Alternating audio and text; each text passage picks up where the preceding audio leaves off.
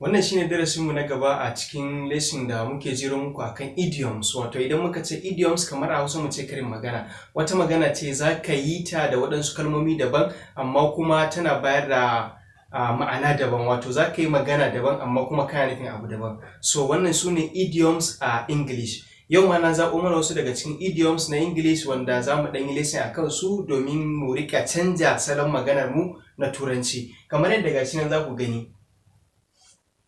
Ga sunan idiom guda 6 a jere, mun jero su kowane ɗaya mun faɗi ma'anarsa sannan kuma mun dauki kowane ɗaya mun bayar da example a cikin sentence ta yadda za ku samu sauƙin fahimta.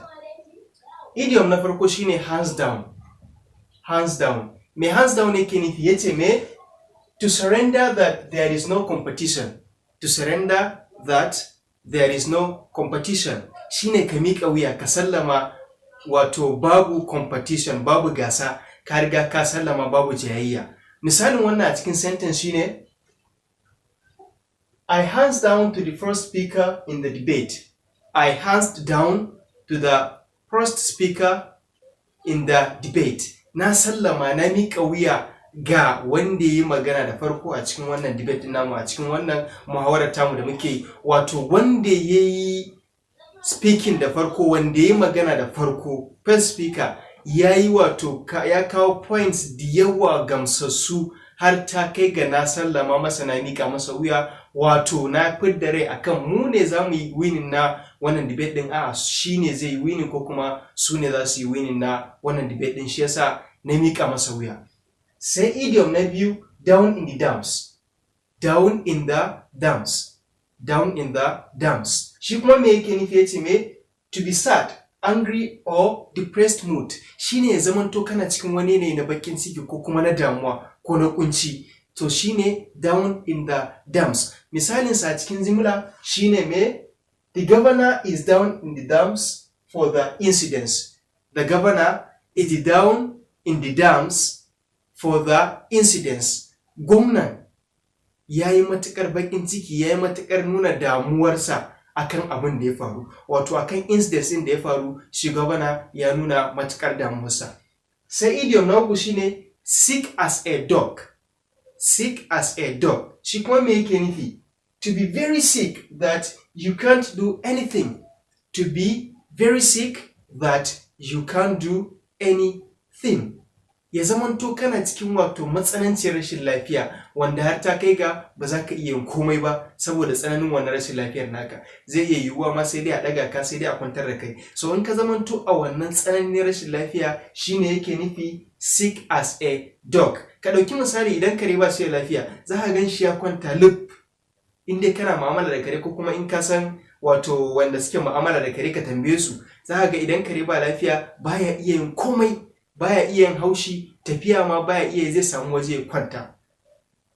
To wannan yanayi kai ma mutum in za ka yi amfani da shi akan mutum ɗan ko kuma akan ka, sai ka yi amfani da sick as a dog. Misalin shi a cikin jimla shine we found him sick as a dog in the hospital. We found him sick as a dog in the hospital. Mun same shi yana cikin matsananciyar rashin lafiya a cikin asibiti. Wato wannan sick as a dog, ba za mu ce mun same shi ba shi da lafiya kamar kare ba, a'a, mun same shi yana cikin yanayi na tsananin rashin lafiya a cikin asibiti. Sai idiom na gaba shine rise and shine. Rise and shine. Shi kuma me yake nufi? Yace to wake up in jubilant mood. To wake up in jubilant mood. Ka tashi a cikin yanayi wato na farin ciki. Jubilant tana nufin farin ciki, yana nufin matukar farin ciki, very happy kenan, shine jubilant. So shi kuma rise and shine shine ka tashi a cikin yanayi na farin ciki, yanayi na jin daɗi. Ya za mu yi amfani da shi a cikin sentence? Gashi nan. I saw my younger sister rise and shine today. I saw my younger sister rise and shine today. Na ga karamar kanwata, karamar yar uwata tana cikin farin ciki, tana cikin jin daɗi yau din nan. Wato na yi amfani da rise and shine saboda in nuna matukar farin cikin da take. Sai idiom na gaba shine close but not cigar. Close but not cigar. Close but not cigar. Shi kuma me yake nufi? Yace to be very close with what you need and finally you cannot make it. To be very close with what you need, and finally you cannot make it. Shine ka zamanto ka zo kusa da wani abin da kake tsananin nema, amma kuma daga ƙarshe ba za ka samu wannan abin ba. Daga ƙarshe ba ka samu wannan abin ba. So shine turawa suke amfani da wannan idiom din a matsayin close but not eager. Misalin shi a cikin sentence shine I was in the queue since morning and close but not eager. I was in the queue since morning and close but not eager. Wato ina cikin layi tun da safe, ana dab da ayyukan amma kuma ban samu an yi mun ba. Wato misali mu ce sun tashi kenan. Wani uzuri ne kaje kana so kai, wannan uzurin ya zama to akwai layi kenan. So ka bi layin nan kana dab da ayi maka sai kuma suka tashi. Kuma tun safe kake wannan layi. So shine close but not eager. Sai idiom na gaba shine till the cows come home. Till the cows come home. Till the cows come home. Shi kuma me yake nufi? Yace for a very long time.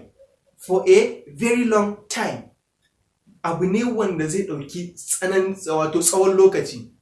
Abu ne wanda zai dauki lokaci mai tsawo. Ya zamu yi amfani da wannan idiom na cikin sentence gashi nan. Please, can you help me with 10 million naira? Please, can you help me with 10 million naira? Yes, but till the cows come home. Ka tambayi abokin ko ka tambayi mutum, ya haƙuri za ka iya taimaka min da miliyan 10? Sai ce maka amma kuma zai ɗau tsawon lokaci. Wato wannan till the cows come home ɗin nan ba wai yana nufin hakikanin wato close ɗin bane. Ba yana nufin wannan hakikanin close ba. In za mu fassara sai mu ce har sai shanaye sun zo gida. Har sai shanaye sun zo gida. To amma wannan abin da yake nufi zai ɗauki tsawon lokaci. Zan taimaka maka da miliyan 10 amma zai ɗau tsawon lokaci. Kamar dai da Hausa suke cewa na jima ina jin ana gafara sa amma ban ga kaho ba, ko me wani idiom kamar haka Hausawa suna amfani da shi. An jima ana gafara sa amma har yanzu ban ga kaho ba. So wannan shine idiom guda 6 wanda na kawo kuma na mana bayanin su a takaice, sannan na bayar da example akan kowanne. Ka tabbatar da kana amfani da kowanne daga cikin su, domin waɗannan muna yawan amfani da su a daily communication namu. Shi yasa nake ɗebo the most important one. Akwai su idiom da yawa.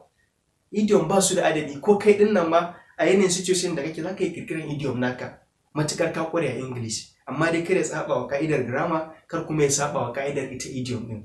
So wannan shine ƙarshen lesson namu ne yau, sai kuma mu haɗu a lesson na gaba idan Allah ya haɗa mu. Wassalamu alaikum warahmatullahi.